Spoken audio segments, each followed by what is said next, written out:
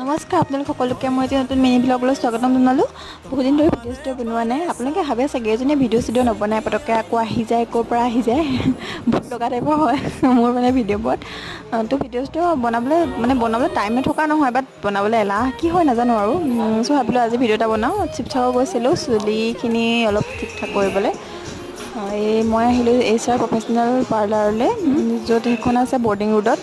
মানে মই অলপ দিনৰ আগতে স্মুথনিং কৰিছিলোঁ। তাৰ যিহেতু মই ইয়াৰ আগতে 16 ডেইজমান হৈছে, সেইকাৰণে চুলিখিনি বহুত ড্ৰাই হৈ গৈছিলে। তো আকৌ মানে হাৱা চাৱা লাগি আকৌ ড্ৰাই চাই হৈ গৈছিলে। তো সেইকাৰণে তেওঁলোকক দেখালোঁ। তো তেওঁলোকে 1 উইকৰ পাছত মাতিছিলে, গ'লোঁ।